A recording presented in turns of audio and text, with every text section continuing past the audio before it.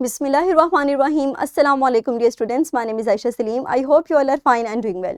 Today we are going to revise the chapter with the help of different activities. आज के lecture के अंदर हम different activities के ज़रिए अपने चैप्टर को रिवाइज करेंगे. So dear students, हमारे पास जो फर्स्ट एक्टिविटी है यहाँ पर आपको नज़र आ रही है एक्टिविटी शीट. तो आप जल्दी से इस एक्टिविटी को सॉल्व कीजिए. अपनी वीडियो को कुछ देर के लिए पॉज करें और इस एक्टिविटी को जल्दी से सॉल्व कीजिए. Very good. सो हम मूव करते हैं अपनी नेक्स्ट एक्टिविटी की तरफ. यहाँ पर आपको कुछ सर्किट्स डायग्राम दिए गए हैं. आपको टिक करना है उन सर्किट में जिसमें बल्ब ग्लो करेगा और क्रॉस करना है उन सर्किट्स में जिसमें हमारे पास बल्ब ग्लो नहीं करेगा. तो जल्दी से अपनी वीडियो को पॉज कीजिए और इस एक्टिविटी को सॉल्व करें.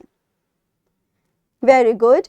सो लेट्स यहाँ पर हमारे पास सॉल्यूशन है हमारी प्रीवियस एक्टिविटी का, जिसमें क्रॉस हमारे पास मेंशन कर रहा है कि वो सर्किट जो जहाँ पर बल्ब ग्लो नहीं करेगा, जबकि हमने उस बॉक्स को टिक किया है जिसमें हमारे पास बल्ब इजीली ग्लो करेगा. सो हम मूव करते हैं अपनी नेक्स्ट एक्टिविटी की तरफ. In this activity you have to decide that whether each circuit is a series circuit or a parallel circuit and circle your answer. यहाँ पर आपको 4 सर्किट डायग्राम्स दी गई हैं. आप इन सर्किट डायग्राम्स को ऑब्जर्व कीजिए और अपने करेक्ट आंसर को सर्कल कीजिए कि आइदर ये सीरीज सर्किट है या फिर parallel circuit. So quickly pause your video for few seconds and solve this activity. Very good. So let's move towards another activity. यहाँ पर आपको 2 सर्किट डायग्राम्स दिए गए हैं. आप एरोस की मदद से करंट के पाथ को जाहिर करेंगे. उसके अलावा आप यहाँ पे दिए गए क्वेश्चंस के आंसर्स को नोट डाउन करेंगे. The first question is if the bulb light bulb is missing or broken in series circuit will the other bulb light. You have to explain your answer. And in the second question यहाँ पर हमारे पास है अगर हम parallel circuit में से किसी भी चीज़ को मिस कर दें या कोई भी चीज़ डैमेज हो जाए तो क्या बल्ब ग्लो करेगा या नहीं. तो जल्दी से अपनी वीडियो को पॉज करें और इस एक्टिविटी को सॉल्व करें.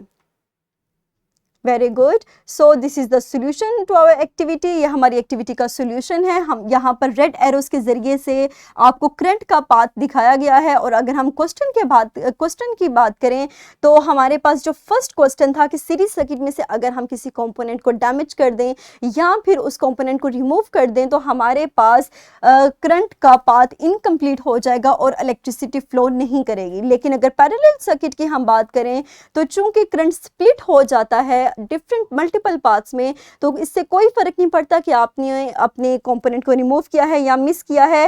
करंट सेकंड पाथ को फॉलो करेगा और हमारे पास second component still glow, second bulb still glow करेगा.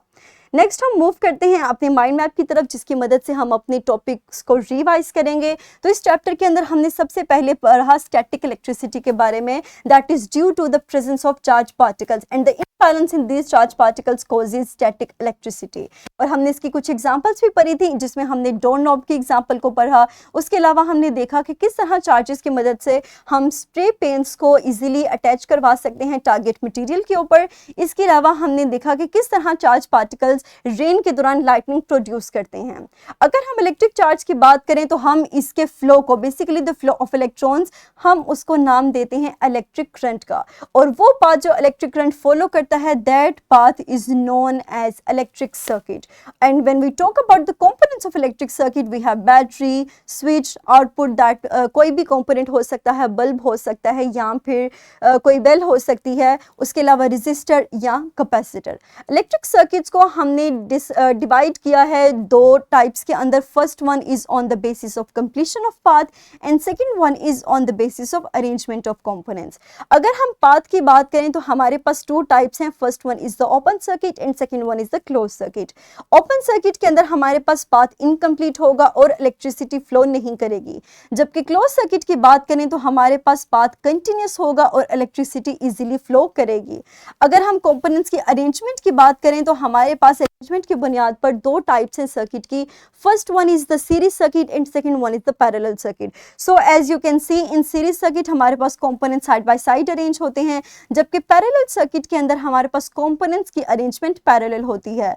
सीरीज सर्किट के अंदर करंट को सिंगल पाथ मिलता है फ्लो करने के लिए, जबकि पैरेलल सर्किट की बात करें तो करंट स्प्लिट हो जाता है and this splits current follow more than one path.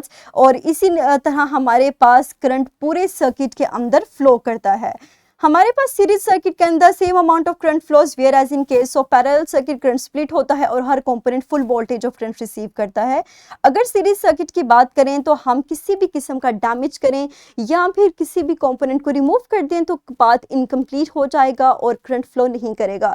लेकिन अगर हम पैरेलल सर्किट की बात करें तो किसी भी कंपोनेंट को रिमूव करेंगे या अगर हम वो किसी भी वजह से डैमेज हो जाता है तो करंट स्टिल फ्लो करेगा, क्योंकि उसके पास मल्टीपल पाथ्स मौजूद हैं और हमारे पास फर्स्ट कंपोनेंट अगर डैमेज है तो सेकंड कंपोनेंट जो कि बल्ब हो सकता है वो स्टिल ग्लो करेगा।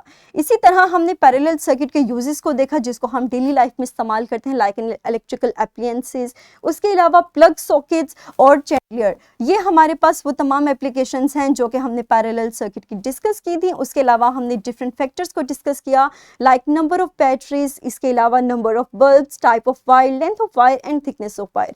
हमने देखा कि किस तरह हमारे पास ये डिफरेंट बल्ब्स ये डिफरेंट फैक्टर्स आपस में अगर हम इनको सर्किट के ऊपर अप्लाई करें तो किस तरह हमारे पास बल्ब की ब्राइटनेस के ऊपर असर पड़ता है।